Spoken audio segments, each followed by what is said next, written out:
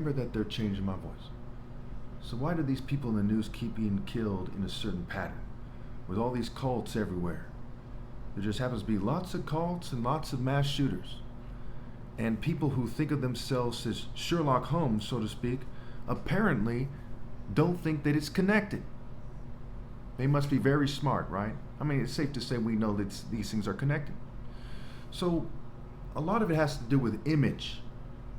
When we look at what a person is, right? Persona, person, right? You get that the root term of the word person goes back to the mask. So it's like a show. It's a contrast game. Trace to con, right? Contrast. Now, what kind of contrast game is it? Well, what kind of contrast game is it historically? In England, you had Francis Galton, who coined the term eugenics. In Germany, you had the Nazis and other groups. In America, you had the Klan and neo-Nazis. So we see that with white people, these things are of the utmost concern to them. In the transatlantic slave trade, you had Jews and whites who were trying to control black African reproduction, and were trying to argue that their Freemasonic crafts and other crafts were magically superior to what they're clearly not, which is black martial arts traditions. That's why Professor T.J. Dushobe wrote a book called Fighting for Honor about black martial art traditions, how they're clashing with these white people, and the Freemasons were sort of playing both sides, but ultimately they were serving the white, Jewish, and LGBT elite. And you see that the feminists also were serving those elitists. But some feminists, are, we'll say, more reasonable than others, and they might be on this side, they might be on that side. That's a bit more confusing, but certainly you can't trust anybody because of what's going on. You can't trust anybody but me. And you have to meet me in person and make sure it's me, because these people use all kinds of trickery. So why did these things happen? Well, it has to do with the lack of intelligence and morals in the white and Jewish elite and the LGBT elite. Clearly, right? Now, they're trying to make it seem like they're magically superior, and no one buys it.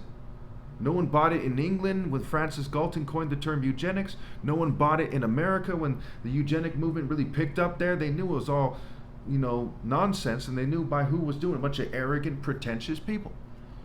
For the most part, I'd imagine the German scholars didn't buy it in Germany, and they knew that they were trying to propound a certain extreme nationalism that was extremely irrational, utterly unreasonable, just very silly, very stupid. But how do we know for sure that what they're doing is stupid, beyond a reasonable doubt, beyond the obvious? Well, it has to do with the lack of genetic diversity with white people. So typically, in Western culture, the white is elevated above the Jew. So think about the presidents, right? Are they a bunch of whites, whether they're crypto Jews or not, or are they a bunch of Jews? They're presented as white people with certain traits that are consistent with the history of eugenicists, right? The history of eugenics. Think about the Ivy League schools. Do you think of a bunch of Jews, or do you think of a bunch of privileged white people? Maybe they have crests, fancy social clubs, what have you. When you think of Cambridge and Oxford, do you think of Jews, or do you think of white people? When you think of Stanford and Yale and Harvard and Columbia University and Brown, do you think of white people, or do you think of Jews? So it's a white supremacist society for that reason. Because the image is a huge part of it. There's Greek frats in college, and some of them are Jews, right? There's Jewish fraternities in colleges. Okay, so by now you should see why I go on and on about white, Jewish, and LGBT supremacy. In order to free the people, or the best chance you have to free the people, to the degree they can be freed, because after my flesh dies, it's just everyone being a slave to sin. If you work the angles, universally speaking, objectively speaking, what have you.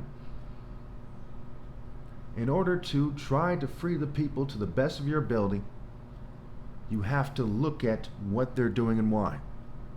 There's a bunch of rich people who want things to be like a fairy tale when they have their marriages, when they go to their corporations and tell people what to do, and they tell people what to do in Masonic lodges behind the scenes and at nice restaurants and the first class flights, and they want to feel like they're superior.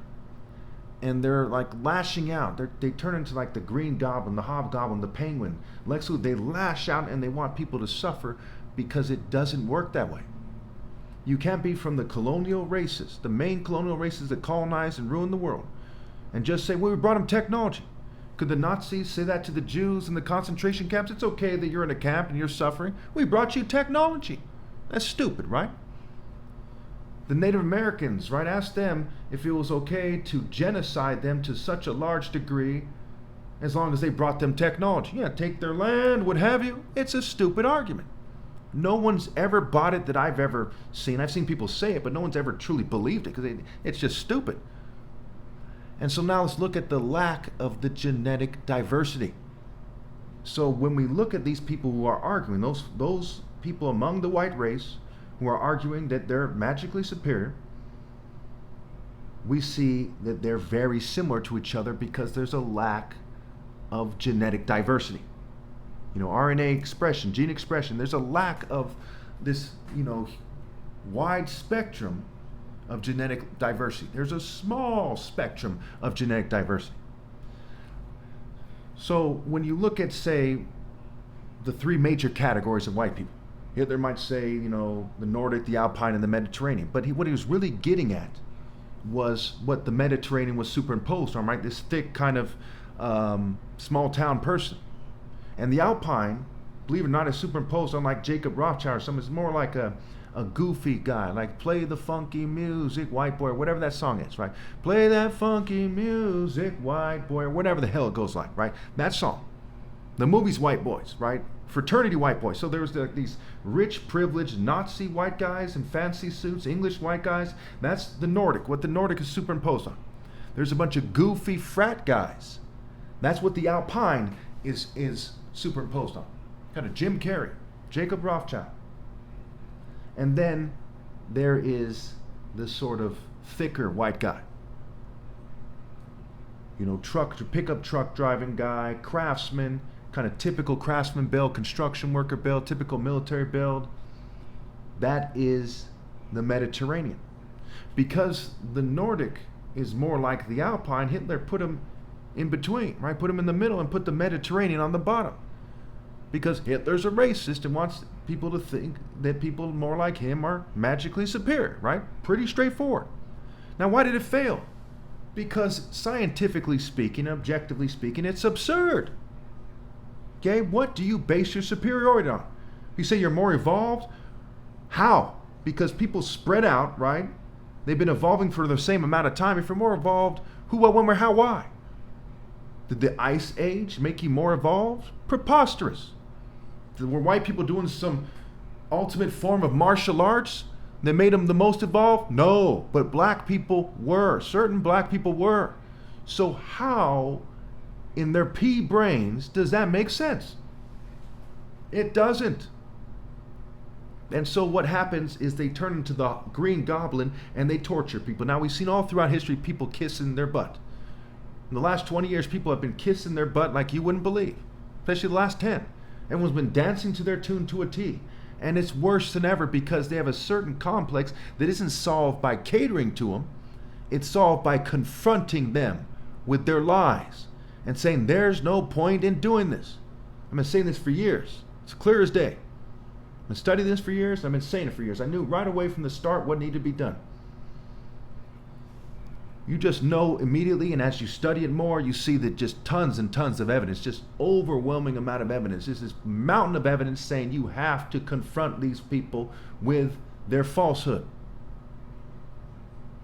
Let's say 100 years from now, and I end by saying this because I'm way over time here. Let's say 100 years from now, everybody who's a person of color looks like, we'll say Yoda. Okay, it looks like Yoda. And the person seeing the history book says, let's see here. So whites, Jews, and LGBT people who are white and Jew colonized the world, right? And when the smoke cleared, other races looked like Yoda. Okay, now Yoda looks kind of cool, don't get me wrong, but they're focused on who is more handsome. Oftentimes they focus on height. They focus on intelligence relative to their system, and they skew it, and they come up with tests for them, by them, and they sabotage people with fumes and poisons and all kinds of things. With technology, they use every dirty trick in the book to the extreme and excessively to kind of stack the deck. When people look at that, they're like, man, what the hell are you talking about? Some of these native tribes were wiped out completely. Some were drastically reduced. You're going to compare yourself to who's left and say we are superior, and this is a fairy tale, man. Get it together, man. No, you get it together. Your plan is insane. You people are fucking insane. And anyone who's willing to roll with that is criminally insane, because they don't understand morality, at least to the point where they understand and agree with the guy who says, over my dead body, am I going to let that happen? Now, a refined version of that. Over my dead body, am I going to let my family commit to serving the New World Order and bringing about that eugenic paradigm and complete the work of Hitler, Nathan Bedford Forrest from the Klan, to complete the work of the Zionists and the fanatics and the LGBT? Okay, when you don't understand that, you keep reproducing like 80% plus of females, for example, and whatever dickheads want to reproduce with them, then you are criminally insane, because you don't know the difference between objective right and objective wrong. Not the ever-changing law, but what is universally right and universally wrong. Any questions, put in the comments.